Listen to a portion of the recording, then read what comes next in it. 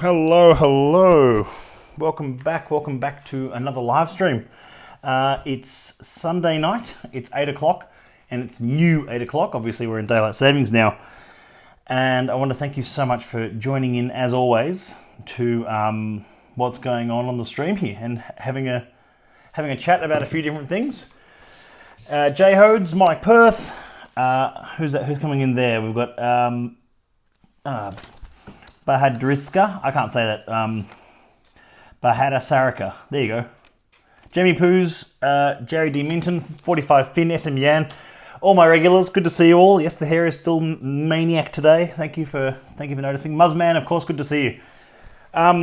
So much going on. It's been a fantastic long weekend so far. I've had a blast really doing nothing, which has been great. I've finally taken a bit of a weekend because the last 4 weekends, I'd say, or even 5 in a row, I've had events on, and I don't have any this weekend, which is just bliss. It's just so good. And I'm going to pour myself a dram, and we're going to talk about that dram. But I've also been asked some really fascinating questions in the last few days via direct message, via DM, that are just about some things which are interesting. But I thought I'd take the time to answer now. Getting my words out tonight. Okay, I'm going to pour just a little bit of this one. Only just a little dram of that one. I'll explain what that is in just a moment. I'm going to do label away from you for now. And I'll let you guess what this juicy oak and vanilla profile is. But it's smells bloody delicious, I'll tell you that. Now, so been asked some great questions. 10 seconds into how to enjoy a dram video. Yeah, Jay Hodes, Andrew's posted 2 videos, part 1 and 2, on the channel of stuff he recorded today. And he's put a lot of effort into that, and they look fantastic. I've watched the first part so far. I'm about to dig into the second part after we go live. Just about how to get the most out of your dram. And he goes into some really fascinating things about colour, about cask type, about using the right glassware, stuff like that, which is really crucial. And it is a fine differentiation between whiskey appreciation and whiskey drinking. And there's a time for both. Yes, Muzz, mystery dram indeed. Okay. Where are we? So, what I want to cover off a couple of questions I got asked via direct message, of course. Ali's, good to see you, Ali. A magical apple juice. It could be called that. That'd be a cool name for a cask, wouldn't it?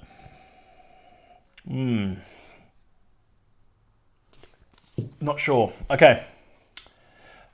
Do I prefer, I was asked as an ambassador, do I prefer a quiet or noisy room at tastings at people asking questions? I think there's a balance between both, really. It doesn't have to be one or the other. I'll tell you this. If the room isn't chattering and talking about what they're tasting by the second dram in on the night, and I mean like the first one after the welcome dram, if they're not talking about what's going on in front of them and enjoying it and meeting the people around them, there's probably something very wrong in the room that might need to be addressed.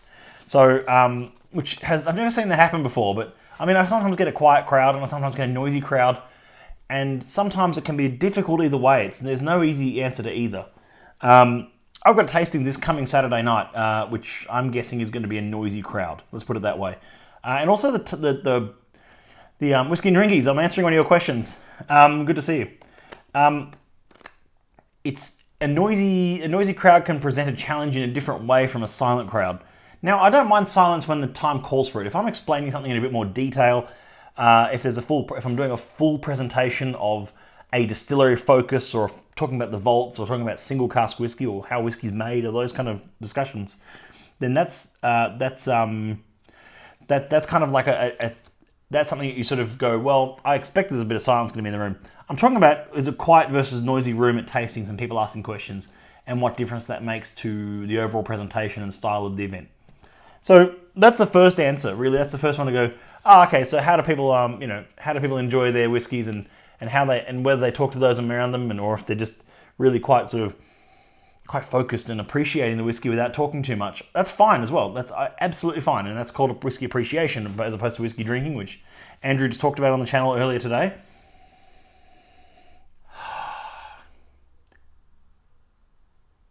Lovely. I'll reveal now what I'm drinking. I can't hold it out any longer. I'm having a wee dram of G4.18. G4.18, the Paradise Patisserie. It's a 29-year-old single cask lowland grain whiskey from a second fill barrel from 1989. So just enjoying a lovely 29-year-old whiskey there. I'm going to take my time with that because it's 29 years in oak. That's extraordinary. Single grain Scotch whiskey, single cask. So a lovely distillery, that one, and well, it's a workhorse of distillery, let's be honest, but a lovely cask. It really fits that flavour profile nicely. Let's go on to question number 2. Palate maturity versus palate immaturity. Is there a difference? Is there a thing? Yes, there is. And the only way to... There's 2 ways. I've discussed this once before. There's 2 ways to approach palate training, if you like. And one is do the sensory packs, the 24 and 36 sample sensory packs. They were quite instrumental for me early on. They're really good at training your palate on your nose, especially. It's all in the nose. Palate training to learn how to identify and spot different aromas. As Andrew identified in his video earlier today, there's over 1 trillion different aromas on Earth that are known that we there. Whereas even just identifying 24 of them can be hard. So you just say, well, all these different aromas and all these different things. But the other way that you can palate training and maturity of palate versus immaturity is I sometimes envy those with immaturity of palate, because you can get away with a lot more flaws in a whiskey when you don't know what you're looking for. Some whiskeys I'll taste and I'll go, ooh, that's way too new makey. It tastes like new make spirit still. It's undermatured, massively undermatured. Whereas other people taste that same whiskey and go, oh, that's lovely. It's all fresh and fruity and lovely. And I'll say, you can't taste that low wine note. You can't taste that sort of new makey note. And it's like, oh, no, I can't. That's fine. It does. I sort of envy that. Andrew has said this before about people who have a blind side to sulfur, and people who can't identify sulfur, and that's fine. Whiskey Sec, good to see you. And there's yeah, Jay Herds, that's true about whiskey noise. Yeah, it's reading the room. Muzz says it really well there. Reading the room and adjusting the vibe if needed, like jamming or improvising in music. That's very true. You have to read the room when you're doing a tasting. If it's more of a party atmosphere, then host a party. If it's more of a serious tasting, and that's what people are expecting, and that's what's been sold to them, then that's what's really... It needs to be that, and you can't sort of just like flip-flop between the two throughout the night. You'll cause way too much confusion. But yes, palate maturity versus immaturity is certainly a thing, and one that plays a huge role in how that works, and how your palate works, and how you get better at tasting whiskey and appreciating whiskey and getting the most out of a good whiskey over time. There's no point in spending $1,000 on a bottle of whiskey if you don't know how to appreciate it. I'm sorry, even if it's something rather simplistic for $1,000 bottle, and there are simplistic $1,000 whiskeys out there, you'd still want to get something more out of it than just a oh, that's nice, or it's smooth. It's just a bit sort of one-dimensional. Rowan, Whiskey Gaucho, Hillwood, Highland, Park SG, Highland Park Singapore, is it? Good to see you. Good to see you all. Thank you for joining in. Just a quick live stream tonight, a Sunday night live stream. I'm drinking G4.18, a 29-year-old single grain. I'll talk more about that in a minute. Okay, and the third question that was asked by Whiskies and Drinkies was, as we get older and we become more tolerant to bitter/sour notes and less tolerant of sweeter/sugary notes, how does that affect how we enjoy whiskey? That's a remarkable question, of one which I don't think I have the full answer for. But in a nutshell, it's more about to do with your preferences in what whiskies you enjoy will change. So as a younger drinker, you might remember if you were getting into whiskey, let's say aged 18 or 19 or 20 or something, then if you're getting into whiskey at a younger age like that, it's like you probably really liked some of those really sweet, sickly sweet sort of sherry cask whiskies and wine cask whiskies, that sort of things like Aberlour Bunna or something like that, where that's like super sweet and you're like, ooh, that's lovely and sweet and rich and flavoursome. But you probably shied away from either peated whiskey, or you probably shied away from really diesel industrial savoury kind of drams. Whereas as your palate develops over time, you probably will start tending towards the other direction. And you'll find that you... this is probably going back... It sort of relates back to that second point I made about palate maturity versus immaturity. and you'll probably start to tend that your palate maturity will mean that you start enjoying things like refill casks more. You start enjoying things like complex flavors from you've trained to know what they are and find what they are in the mix there, and that's exciting in itself. So that means that yes, as we get older, we move away from more sweeter side of things, and we move more into the savory and sour notes that you can find in some spirit, which is fine. That's I think that just then ends up shaping your preference for the kind of whiskey you like. Okay, let's see some of these questions coming in. We all need a little drink to open up. Preach it, yes. Tiggs, hi. Bob Wenting. Not joining you in tasting from the Netherlands, but enjoying the show. Lovely dram, Slanja. Oh, good to see you, Bob. Thanks so much for joining in. 6 for me, 12 drinks in, then watch me start hating all over Mizunara.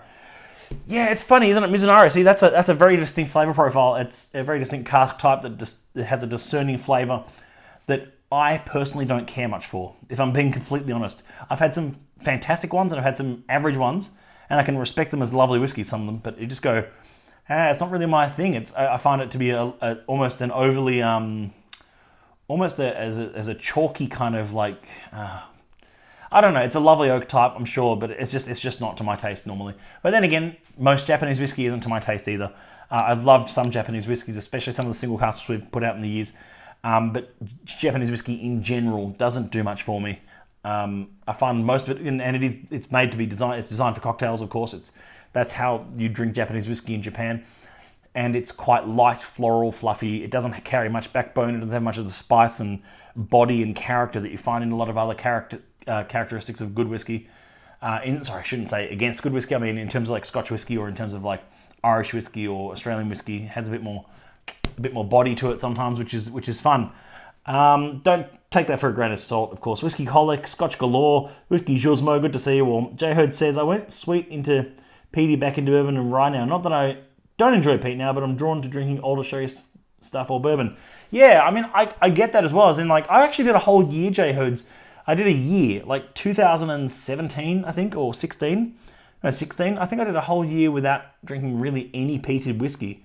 I just went off it completely, and now I'm sort of really back into it again.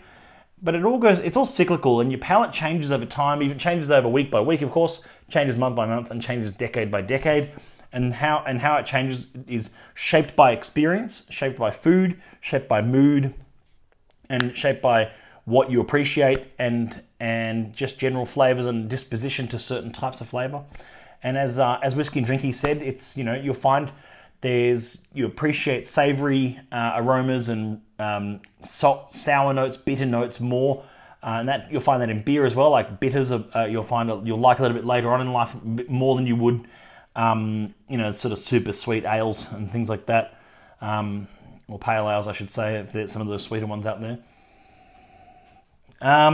Good morning from Scotch Galore, of course. Good morning. Yes, good evening to you. The cask strength bourbon still has an almighty kick like the peaty bourbon. It's just a different kick. Yeah, cask strength bourbon does have a proper kick, and it's lovely when you find a good one. You see, there's a certain note in some bourbons I love, and I do love bourbons. Don't tell Andrew that. But some of them are things like I love that style of like that almost peanut oil note in a bourbon. That fruity, there's a mixture of sort of fruit, stone fruits and peanut oil, and I find that in some bourbons that I love. It's hard to find that though. I mean, it's hard to find that specific note. But there's a few sort of core range ones that have it, and there's a few sort of like but they're normally cask strength. They're normally almost cask strength that get that peanut note. I don't know what it is. It's like a hot peanut oil or something on a pan. It's a lovely note that you can get out of some bourbons. And then you can get that sawdust kind of note in some other bourbons, which are often younger bourbons, but it's still very much appreciated, that note. It's that sort of very much much more savoury sawdust note. If I want a savoury dram, I'll find something that's Scottish, Irish, Australian, whatever. But if I want a sweet dram, I still love those, like I say, stone fruit, peanut oil style bourbons, which are harder to find. And, I mean, they have a different profile entirely to normal. So, yeah.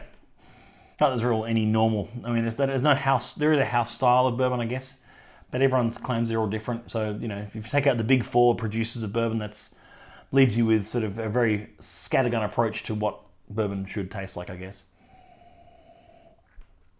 People enjoy sawdust, question mark. Yeah. Actually, they do whiskey and drinkies, they do. And there's a sawdust note. It's like okay, I want you to imagine on a cold winter's morning walking into an operating sawmill. That smell of the smell of the sort of the steel against the trees and cutting through trees, and that sawmill smell. If you've ever been to a sawmill, there's a certain smell about sawmills, and it's not just the sawdust. It's a certain other smell in there as well, which is almost like a log cabin kind of smell, and you get that in some of them as well. Marley Barry asks, I never drank any alcohol until I was 29 years old, but I have made up for those lost years. I love my single malt cask strength, 63% alcohol. I love the flavours of strong whiskey and don't mind peat. Yeah, exactly. And that's what we're at about the society. Everything we do is single cask strength. So those big flavours, those non-diluted ethanols, and we do a lot of peated whiskey as well, Barry. As you know, we do a lot of all the Islay distilleries and all the operating Islay distilleries, I should say. And of course, lots of peated whiskey from around the world. We had some peated English whiskey recently, and Highland whiskies, and we've got a peated Indian whiskey coming soon.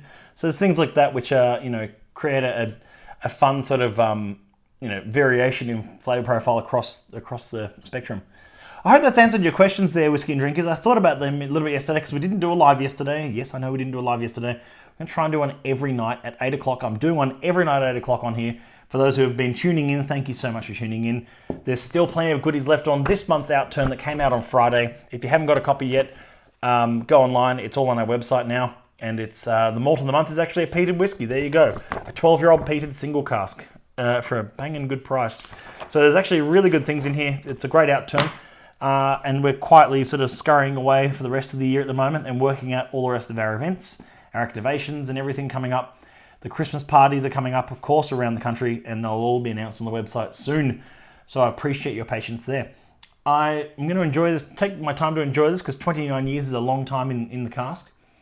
And I'll leave you there for now. Thank you so much. Any last questions? If you ever have cut up some pine or sandalwood, the smell is unreal. Jay Herds, that's exactly what I sort of meant there. So whiskey and drinkies, take note of that comment. That's the one I meant.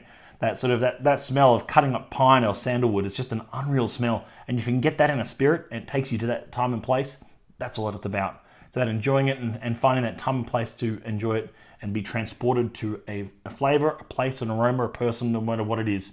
That's the beauty of it all. Happy long weekend to you all if you're in New South Wales, and if you've got to go to work tomorrow because you're somewhere else, then too bad. I'll be working tomorrow anyway. But I wanted to thank you all for tuning in as always. Take care, and I'll see you all tomorrow night. Cheers. Bye.